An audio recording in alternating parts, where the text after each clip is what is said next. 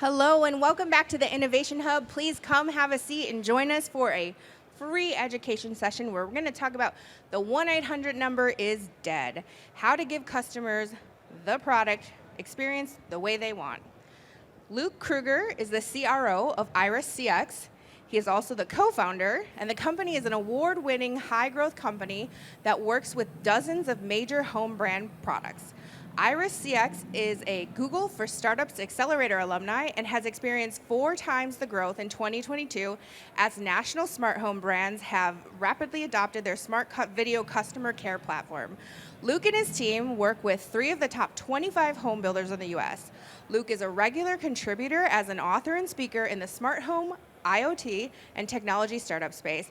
He is a board member, volunteer mentor, and startup advisor with Startup Canada. Ladies and gentlemen, please welcome Luke to the stage. Thank you. Hi, folks. My name is Luke. I'm one of the co-founders of Iris CX, and I'm here to talk about why the 1-800 number is dead or dying. Usually that's something that is pretty well celebrated with people because the 800 number is one of the least desired processes for getting customer support.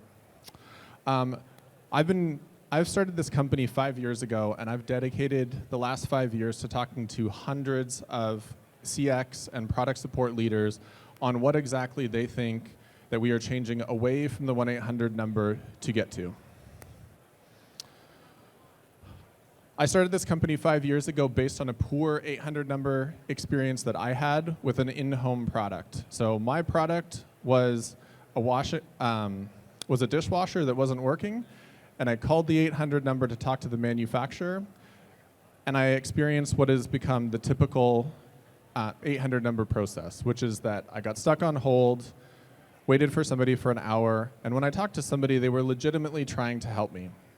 And they were trying to help me, but they were doing it blind. And so they weren't able to see what the problem was that I saw. So about 2 weeks later, there was a service technician sent to my house. And for 2 weeks, I didn't have a dishwasher. And what I realized is that we all have high-definition cameras and supercomputers in our pockets, and it seems crazy that we can't use these to solve more of these simple problems. One of the core problems with the way that home products are supported is that the core process that we've used to address these problems hasn't really changed in decades. We're still doing the pick up your phone, call the 800 number, get put on hold, and eventually talk to somebody who doesn't have the tools to see what you're looking at and to be able to support a physical product. And the problem with that is that customer technology has moved on, the technology that we're all used to using has moved on, and their customer experiences have moved on. We're still stuck with the same old technology and the same tools to solve new and evolving problems, particularly with connected products and IoT products. We're still using 800 numbers, which nobody enjoys. We're still sending people and routing them through call centers who handle rather than help people. And we're doing service appointments, which is one of the least desired ways to solve problems for in-home products. Nobody enjoys having to wait at home or wait multiple days in order for somebody to come into their home and solve something that takes 5 minutes and could have been done remotely. These channels are designed for companies and their process, not for the customers and with their needs in mind, and they're clunky and they're hard to use. So I'm sure, like me, many of you can relate to a time when you needed product support. You had to call an 800 number, and all hell is breaking loose, and you need help now. But you're told that a service expert can't make it to your house for days, sometimes weeks. And so you have this experience. My experience was that I didn't have a dishwasher for 2 weeks, and when the technician came into my home to fix my problem, the dishwasher that I had tried to install, what I learned and what he told me was that it was just a small sensor that was out of place that wasn't allowing the dishwasher to drain, and therefore I couldn't start the wash cycle. So that simple fix was something that cost me 2 weeks of using that product and a whole lot of pain. What he told me is that if we had done a FaceTime call, we would have been able to solve this issue in minutes, and we could have been back up and running. And the experience that call center folks who genuinely want to help with these problems is essentially this, what you see on the screen. They see nothing. We're still using the phone to solve these problems for complex devices that are getting only increasingly complex, and this is what they're looking at. So the scenario is you have a non-expert, me, trying to describe to an expert exactly how to troubleshoot and solve this problem without being able to see anything. I'm sure many of you have had this experience with an in-home product or brand in the last couple of years, but almost everybody has had somebody say, can you take a picture and send that in to us? Do you think we could do a FaceTime call or some variation of that? The largest brands in the world are trying to pivot and use the tools that they know are available to us, but there's no products that are built for this at scale. In the last 5 years, I've talked to dozens, if not hundreds, of contact center leaders and how they're trying to solve some of these problems. And what we've learned is that for most manufacturing and product brands, there's only 3 moments that they think about your product in the customer lifecycle. Those are the times when they're choosing the product that they want to buy, they're going through a process of evaluating different options and which of the products is the best for them in their home and in their context. The second is the time when they set up the product or install it. And then the third is if something goes wrong. So anytime you need ongoing support, those are the only 3 moments where a customer thinks about your product.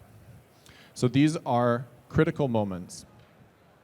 This is the difference between your product being chosen and installed properly in somebody's home and being used for years to come, or potentially upsetting the customer and losing them for life. The last 2 years have demonstrated the rapid pivot and rapid adoption of really 2 technologies. One is visual support for solving product issues, and the second is self-service. There has been a rapid adoption and explosion of virtual appointments for everything from talking to a design consultant to choose the right product for your home and your context based on what you're looking for, and then also the ability to self-serve. There's increasing data, we'll mention a couple of these numbers later, where customers are now demanding self-service. We're all busy, we're not at home, and we want to be able to solve problems on our own time. And more importantly, with 6.2 billion smartphones in the world, video is accessible and easy to use to almost anyone. We all do this in our personal lives, and we trust some of the most important decisions that we make in our lives to virtual appointments, like medical appointments, we're doing fitness classes, we're doing all kinds of things. Why is it that when I have a problem that I could easily show somebody, I have no way to do that? These are some pretty compelling numbers that we've come across in the last few years. 67% of respondents, so the majority now, would actually prefer to self-serve themselves rather than talking to a company representative. A lot of contact centers will talk about things like handle time and resolve rates, but they're talking about how we handle the customer and get off the phone as soon as possible, as opposed to how we actually help them to solve their problem. I've learned in the last couple of years, but in particular even at this show, having lots of conversations about when we're talking about after-sale support, when something does go wrong, who has the obligation to that support? Is it the manufacturer? Is it the integrator?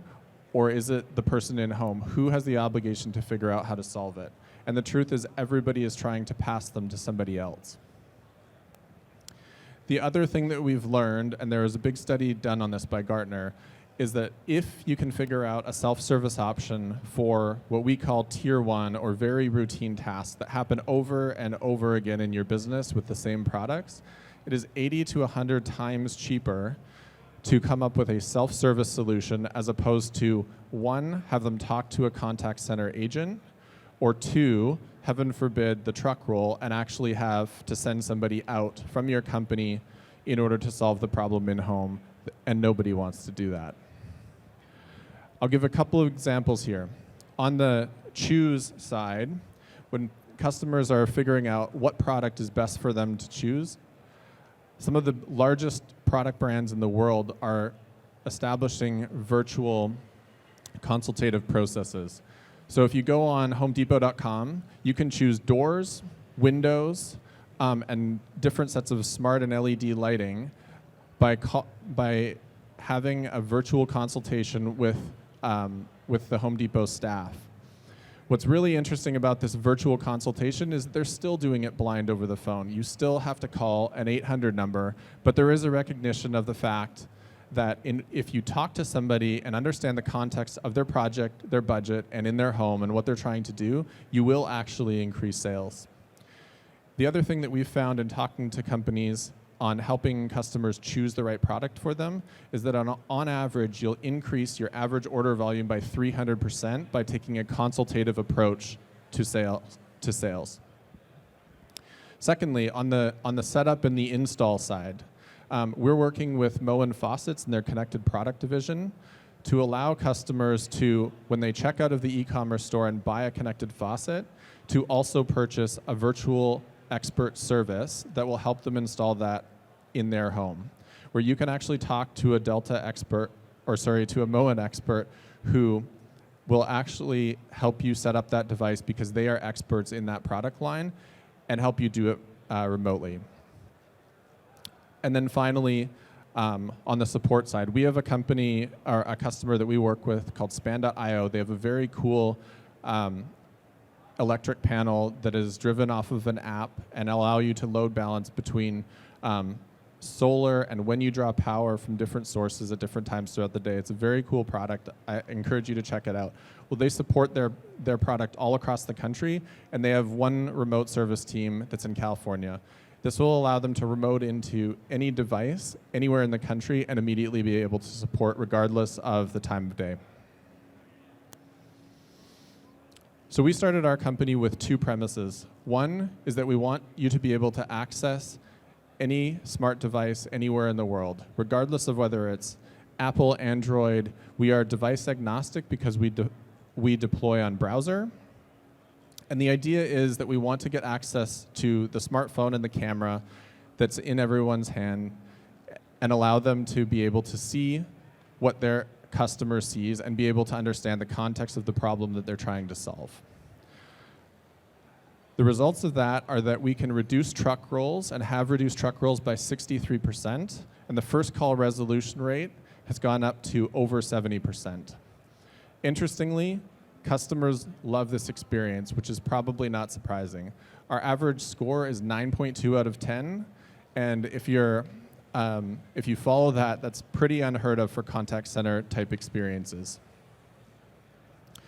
Just like contact centers, it's also really important that we record and capture those key moments. We talked earlier about the only 3 times a customer thinks about your product and your brand is when they're purchasing, setting up, or supporting the customer after the fact. So it's really important that we capture and learn from those moments. So just like a contact center, we're all very used to calling in and having these sessions recorded so that the company can learn about what's happening, and as the recording goes, learn for quality and training purposes. That's exactly what we try and do as well, and help our clients learn about the common problems that are happening with their product in the field, in the home, in these intimate moments inside somebody's house when they're trying to make a decision or set up the product so that the customer can understand exactly what the disconnect is between the product, the instructions, and what they're trying to do. And so finally, we've learned 4 key things. One is that a consultative virtual process will allow you to increase revenue. I mentioned earlier the average order volume by up to 300%. And actually, you'll convert more people that you talk to and take a consultative approach with in their home because you now understand the timeline, the budget, and exactly what they're trying to do. It's no surprise to anybody that staffing contact centers is really difficult. And so we also allow our clients to help resolve staffing and capacity issues because they're now not reliant on a couple of the same subject matter experts, but they're able to create self-service assets to allow more and more of their issues to be solved without having to talk to a person, but then also allowing their people to get ramped up quicker because we are capturing and recording all of the sessions that go on in home. What's really interesting about self-service support is it doesn't have to happen between 9 to 5, Monday to Friday, because that's not when your customers have their problems anyways. Often it's evenings and weekends when we're home and we're using our product and we want to have immediate access to support, and contact centers are not always open. Really great self-service tools that can be accessed through your website are a really great way to mitigate that and provide high quality support and get a high resolve rate 24/7, regardless of whether your contact center is open. And then finally, a really important part of the platform is recording and learning exactly what's happening in those critical moments with your customers to learn how your customers interact with your product. This is a view and a window into the customer product experience that most of our clients and brands that we work with have never had before. They've never had this access before because they have been talking to customers and not seeing the context around what they're actually trying to do in home, and it's only based on a description that they're able to give as a non-expert, which is obviously a big disconnect from the actual product expert and what's actually going on, which is so often why we resort to rolling a truck. And then finally, what we've learned is that 76% of Americans do expect a self-service application when they buy a product on a company's website. The vast majority of customers now are expecting to be able to self-serve because we're all busy, we all have a lot going on, and we want to be able to solve our problem now. All it'll take is a quick search of YouTube to look for the millions of people who are trying to access self-service and tutorial videos on how to solve all of the same problems that contact centers are struggling to solve themselves right now. And they're doing it because they don't want to go through these traditional channels through the 1-800 number. Customers have rapidly changed this behavior. A few years ago, this number was in the teens, and now 3/4 of people are expecting a self-service option before they use the other contact center methods. So that is what we have learned over the last 5 years of talking to hundreds of contact center leaders and how they're changing the way that they offer support. My name's Luke. I am the founder of IrisCX. My CMO, Tracy, is over here, so if you'd like to come chat with us afterwards about how we're reimagining the contact center experience, please feel free to do that.